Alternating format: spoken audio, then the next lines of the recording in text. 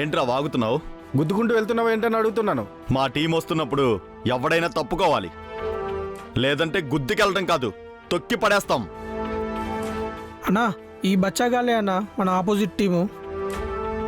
యారా మాతో కబడ్డీ ఆడి గెలుద్దామనే ఉఫ్ అని ఊదేస్తాంరా. మా పవర్ మాటల్లో కాదురా, ఆటల్లో చూపిస్తాం. ఏంట్రా నీ పొగరు? ఎంతరా నీ పవరు? ఏయ్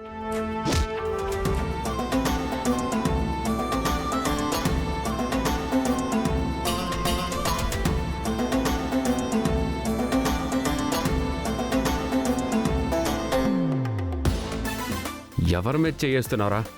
ఎవరి మీద చేస్తున్నావు? వాడెవడనుకుంటున్నావు? నా ఫ్రెండ్, మా టీం మెంబర్ వాడు. మా టీంలో ఎవరిని టచ్ చేసినా నన్ను టచ్ చేసినట్టే. మేము ఇక్కడికి కబడ్డీ ఆడాలని వచ్చాం. లేదు గొడవ పడాలంటే చెప్పు, కొట్టేసుకుందాం. ఏమైంది? ఏం లేదు పల్లవి. చూద్దాం, ఆటల్లోనే చూసుకుందాం.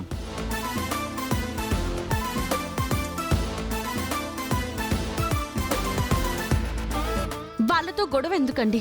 నేనేం కావాలని గొడవ పడట్లేదు పల్లవి. మన వినోద్ మీద చేయి చేసుకోబోయాడు, అందుకే బుద్ధి చెప్పాను. వినోద్, నీకేం కాలేదు కదా? Are you okay? ఏంటి అలా చూస్తున్నావు? ఏమీ లేదు బాస్, నేను మీ మీద చాలాసార్లు గొడవ పడ్డాను కదా. వాడెవడో నన్ను కొడితే ఆనందపడాలి కానీ నువ్వు అడ్డుపడ్డా ఆశ్చర్యంగా ఉంది. నలుగురు కలిసి ఆడుతున్నప్పుడు చిన్న చిన్న మనస్పర్ధలు వస్తూ ఉంటాయి. మాట మాట అనుకుంటూ ఉంటాం. అంత మాత్రాన మన మధ్య శత్రుత్వం ఉండదు కదా. అయినా మనందరం ఒకటే టీం. గొడవ పడితే మనలో మనం పడదాం, కానీ బయటవాడు మన జోలికి వస్తే మాత్రం అందరం ఒక్కటే అవ్వాలి. అవును వినోద్ గారు, మీరాయన్ని శత్రువుగా చూసారేమో కానీ ఆయన మాత్రం అలా చూడలేదు, చూడరు కూడా. ఆయన టీం లీడ్ చేస్తే మీరు ఈ కాంపిటీషన్లో గెలవలేరు. మీరందరూ ఆయనకి సపోర్ట్ చేస్తేనే, అందరూ ఐక్యంగా ఆడితేనే మ్యాచ్ గెలుస్తాం. తప్పకుండా సపోర్ట్ చేయండి. తప్పకుండా సిస్టర్. సరే వెళ్దామా?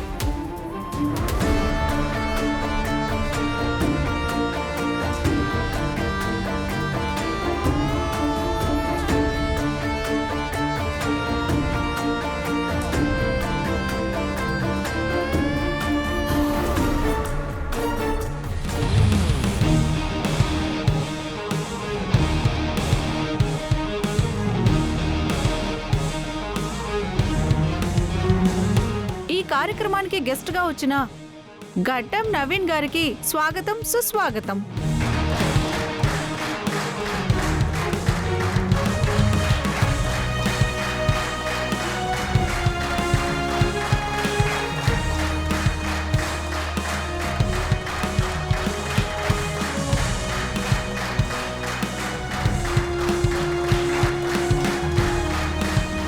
ఈయన గెడ్డం నవీన్ గారని ఆల్ ఇండియా కబడ్డీ అసోసియేషన్కి మెంబర్, పైగా కబడ్డీ ఛాంపియన్ కూడా.